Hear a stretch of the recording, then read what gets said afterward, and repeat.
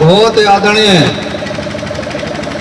आज का अध्यक्ष मंडल, भादरी भिवानी जिले के तमाम किसान भाइयों, माता बहनों, नौजवान साथियों, रोशनी खान की भजन मंडली, सबसे पहले तो आप लोगों को 13 महीने का ये संघर्ष जो विजयश्री मिली है उसके लिए आप लोगों को मैं मुबारकबाद देता हूं। और पूरी दुनिया के अंदर एक मैसेज छोड़ दिया। जो हमारा इतिहास रहा किसानों का, 1907 में चौधरी अजीत सिंह, जो चौधरी शहीद भगत सिंह के चाचा जी थे, उनकी रहनुमाई में किसान आंदोलन चला, कामयाबी मिली। 1938 में चौधरी छोटूराम की रहनुमाई में आंदोलन चला, कामयाबी मिली। 1987-88 में चौधरी देवलाल और महेंद्र सिंह टिकैत के रहनुमाई में आंदोलन चला, कामयाबी मिली। और उसी इतिहास दोहराते हुए 2020 और 21 में तमाम किसान भाइयों ने इतिहास लिख दिया, वर्ल्ड रिकॉर्ड बना दिया। इससे लंबा आंदोलन चाइना के अंदर 1935, 34 और 35 के अंदर चाइना के अंदर चला था 12 महीने। उससे भी लंबा आंदोलन चला के साबित कर दिया कि किसान एक बहुत बड़ी ताकत है हिंदुस्तान में। और सरकार जो कोरोना काल के दौरान न्यू कानून पिछले दरवाजे से लाई थी, लोकतंत्र को खत्म करने का काम करा मोदी जी की सरकार ने। उस लोकतंत्र को बचाने का काम था विपक्ष का, लेकिन विपक्ष कमजोरी का फायदा उठाया, तीनों कानून लाए। वो तीनों कानून लोकतंत्र को बचाने का, तीनों कानून निरस्त करने का काम किया किसान भाइयों ने। इसलिए एक काम इसके अलावा और भी किसान भाइयों ने किया। सरदार पटेल के बाद में जो 365 रियासतों को जो सरदार पटेल जी ने एक करने का काम किया, पूरे हिंदुस्तान को एक करने का काम सरदार पटेल जी ने किया, तमाम रियासतों को तोड़ के। उससे भी बढ़ के किसान भाइयों ने काम किया कि जाति पाति मजहब धर्म सब चीज को खत्म करके एक इंसान और एक किसानियत का पाठ किसान भाइयों ने सिखाया। एक तीसरा काम और भी कर दिया, दुनिया ने मान ली कि हिंदुस्तान के अंदर आने वाले टाइम के अंदर राज कौन करेगा, उसका भी फैसला किसान भाई करने जा रहे हैं। इसलिए मेरे भाइयों से प्रार्थना, आपको बहुत बहुत मुबारक, सैल्यूट करता हूं उस नेतृत्व को जो 12 महीने से लगातार इसमें किसी प्रकार की कोई दरार ना आई। अगर किसी व्यक्ति विशेष के हाथ में होता तो फैसला कुछ और होता। आज इज्जत के साथ किसान की विदाई हो रही है, तीनों कानून वापस, MSP की कमेटी, शहीद का दर्जा, मुआवजा, मुकदमे सारे वापस। सरकार ने नतमस्तक होके आपकी बात को मानना पड़ा। मेरी एक भाइयों से जरूर प्रार्थना है, इससे सबक सीखना चाहिए, इतिहास से हमने कुछ सीखना चाहिए। जिस प्रकार ये आंदोलन चलाया उस टाइम सरकार ने मनसा थी ये चंद आदमियों का आंदोलन है, व्यक्ति विशेष जाति का आंदोलन है, लेकिन हमने ये साबित कर दिया तमाम भाइयों ने मिलकर, बाबा भीमराव अम्बेडकर द्वारा बने हुए संविधान को मानने वाला हर हिंदुस्तानी का आंदोलन था। और उसके अंदर वो गरीब छत्तीस बिरादरी के भी भाई शामिल हुए। उनको भी पता था कि तुम्हारे साथ भी आने वाले टाइम के अंदर जाति होगी, इसलिए उन्होंने भागीदारी करी। जब ये शुरुआत हुई, आप देखेंगे पहले पूरे देश के अंदर एक ही कार्ड होता था, ग्रीन कार्ड। उसके अंदर चीनी, चावल, मिट्टी का तेल, सरसों का तेल, मूंगफली, घने आइटम मिलते थे। लेकिन 1980-82 के बाद चीनी भी गायब, मिट्टी का तेल भी गायब, मूंगफली का तेल भी गायब, सरसों का तेल भी गायब। बोले सब्सिडी देंगे गैस के ऊपर, वो सब्सिडी भी गायब। और अब ये कह रहे हैं कि आपको जो गेहूं और चावल तो दे रहे हैं, मोटा अनाज, अगले साल नवंबर से होम जो हिंदुस्तान के चीफ सेक्रेटरी का, फूड सप्लाई के चीफ सेक्रेटरी का स्टेटमेंट थी कि नवंबर के बाद में हम ये अनाज नहीं दे सकते गरीब आदमियों का, इसलिए ये भी बंद होने जा रहे हैं। और जिस दिन से ये गोदामों में चले जाता तो सबसे ज्यादा नुकसान इस गरीब भाई का था। इसलिए मेरी भाइयों से प्रार्थना है तो 2 तारीख को हम पंचायत करें। इस पंचायत का भी यही एजेंडा है कि हमने समाज बेहतरीन बनाना। इस पंचायत का पहला एजेंडा ये है कि जाति पाति को खत्म करना। जो सरकार जहर फैला के वोट ले जाती है, सरकार बनाने में कामयाब होती है, उसको खत्म करना। दूसरी, जो हमारे नौजवान पंजाब के जो भाई हैं, नौजवान पंजाब के जवानों के अंदर जो नशा कर गया, उसी प्रकार हरियाणा प्रदेश के अंदर भी बच्चों के अंदर नशा कर गया, उस बुराई को रोकना।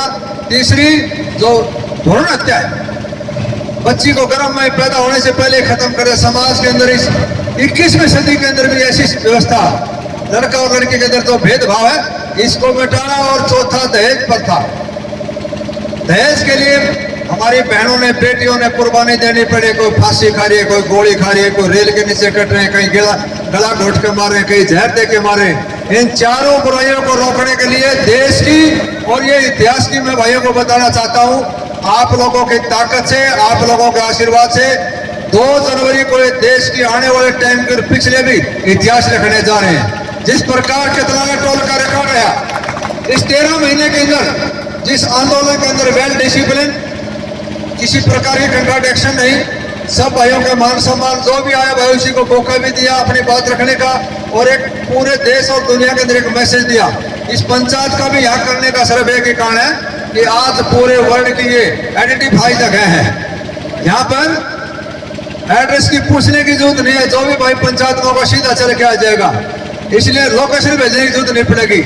इसलिए जिस प्रकार का हमारा इतिहास रहा इस पूरा भिवानी जिले का, इसी आंदोलन में जिस प्रकार कामयाबी मिली, इस समाज की बुराई को रोकने के लिए भी हमने 2 तारीख को पूरी ताकत के साथ प्यारा रिश्तेदार सब, और सबसे बड़ी बात मैं भाइयों को बताना चाहता हूँ, इसके अंदर महामहिम राज्यपाल जो हिंदुस्तान के समाज की करीब गवर्नर है मेघालय के, वो हमारे बीच में आ रहे हैं एड्रेस करने के लिए। हम उनका पूरे समाज की तरफ से सम्मान करेंगे।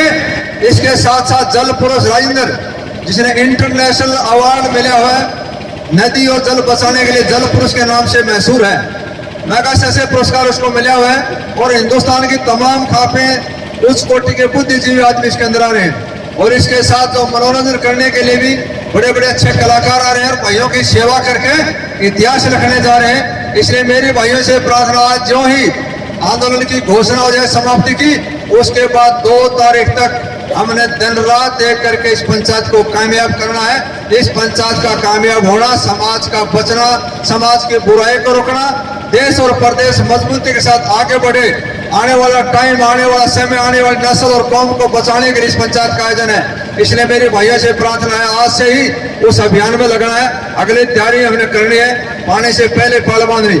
कबीर जी ने कहा है, यही वक्त है बेला सा, तो यही समय है, पानी से पहले ही पाल बांधे। हमारे समाज के अंदर जो बुराई है ये न घुसे, हिंदुस्तान का भविष्य बर्बाद न हो। जिस प्रकार की सरकार ने कोई सूद नहीं है, 500-700 जवान हर गांव के अंदर घूम रहे बेचारा, इन्हें कोई शादी है, न कोई रोजगार है, नीचे से लेकर ऊपर तक बेड़ा गर्क, और सरकार अपनी पीठ थपथाने में लगी रहती है कि दोबारा फिर इनके पास एक ही मकसद है कि जाति पाति का जहर घोल के सरकार बनाते रहो। जो इन्होंने इलेक्शन के दौरान कहते किसी एक पर भी खड़े नहीं उतरे, इसलिए हमने बार बार धोखा नहीं खाना। एक बार धोखा खा जाए दोबारा नहीं खाना। अगली बार जब ये कहते थे कि इलेक्शन लड़ने वाले ये तालिबानी है, ये उग्रवादी है, ये सरकार को आने टाइम में ये भी सबक सिखाना है। अपने भाइयों में से भी किसी को भी चुनो जो आपकी तकलीफ को जानता हो, उसको चुन के भेजो। पार्टियों से हटके नया सिस्टम खड़ा करें, जो मजबूर हो पार्टी भी अच्छे आदमियों को चुनने के लिए। अगर आदमी बढ़िया जाएगा, विधानसभा में, लोकसभा अंदर जाएगा, जो गरीब की तकलीफ को जानता हो, जो किसान की तकलीफ को जानता हो, वो जाएंगे तो आपके साथ जुल्म नहीं होगा। इसलिए अच्छे भाइयों को चुन के इस सरकार के अंदर चौधरी छोटू राम ने कहा था कि 2 भोले बात मेरी मान ले, एक बोलना सीख ले और दुश्मन को पहचान ले। और तीसरी बात चौधरी छोटू राम ने एक और भी कही थी कि सरकार के अंदर अपनी भागीदारी, जो कलम, जो आपका किस्मत का जो फैसला होता है उसके ऊपर जो दस्तक होते हैं, उसमें हमारे भाइयों की भागीदारी हो। इस पार्लियामेंट में और विधानसभा में अगर आपकी पीड़ा को समझने वाले 20-30 भी होते तो ये बिल पास नहीं होता। इसका नाजायज फायदा उठाया इस कोरोना के कारण भी, और किसी भाई ने एतराज भी नहीं करे, आंख मूंद के फैसला कर दिया। इसलिए मेरी भाइयों से प्रार्थना है, 2 तारीख की तैयारी, और आज जो बॉर्डर के ऊपर जो विदाई समारोह होने जा रहे हैं, किसी चीज की विदाई बड़ी होती तो बहुत पीड़ादायक है, लेकिन ये हमारी खुशी की विदाई है। जब पंडित लक्ष्मी चंद सांग करते थे तो चंद्रकर्ण का सांग किया। जब चंद्रकर्ण नाम की लड़की थी, जो कंडीशन थी राजा की कि लड़के का नाम चंद्रकर्ण, उसी के साथ शादी होगी। पूरे राज्य के अंदर पुलिस आर्मी घूमती रही, उन्हें कोई चंद्रकर्ण का नाम का लड़का नहीं मिला।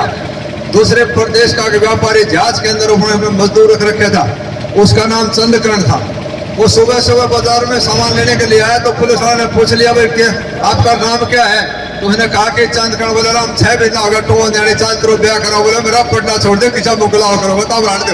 बोले ला तेरा ब्याह होगा। उसको ले गया, उसको नौरतन तो उसको ले गए, शादी कर दी। शादी करने के बाद राजा ने जब विदाई करी, विदाई करने के बाद जब उसकी सखी सहेली उसके साथ आई तो उन्हें गाना गाया था, बोला भूल मत जाना बहना मेरे प्यार को, याद रखना मेरे एतवार को। तो मेरी किसान तमाम भाइयों से प्रार्थना है, जो हमारा विश्वास, हमारा प्यार जो लगातार 12 महीने से कंधा मिला के इसको बरकरार रखना है, हम सब भाई मिलकर लड़ाई लड़ेंगे, कामयाबी मिलेगी। इसलिए 2 तारीख को अपनी ताकत के साथ इसी प्रकार झंडा बुलंद करके पूरी दुनिया के अंदर फिर वही ताकत पूरे भिवानी जिले की तमाम खाकों के भाइयों को मिलकर इतिहास रखने जा रहे हैं। उसमें हमारी भागीदारी होगी। आने वाले समाज, आने वाली पीढ़ी, आने वाले कौम इस इतिहास को पढ़ने का काम करेंगे। इसलिए बॉर्डर पर जो बैठे भाई हैं उनकी तक ये कितना टोल की आवाज मैं 2-3 नारे लगाना चाहता हूँ, ये आवाज उनके कानों में जाए। 2-3 नारे जोर से बोलना। ये जो ऑक्सीजन का काम 12 महीने से आपकी ताकत रख रहे हैं, उन भाइयों की विदाई के टाइम भी बड़ा खुश होकर सैल्यूट के साथ आज विदाई हो रही है। खुशी के साथ तमाम भाइयों ने कमले से लाडू भी खिला दिया, इससे बड़ी खुशी की और बात क्या हो सकती है। इसलिए 2-3 नारे मेरे कहने से लगाना। किसान एकता, किसान एकता, भाईचारा एकता, नारी शक्ति। आप लोगों की बहुत बहुत मेहरबानी, धन्यवाद। जय हिंद, जय भारत।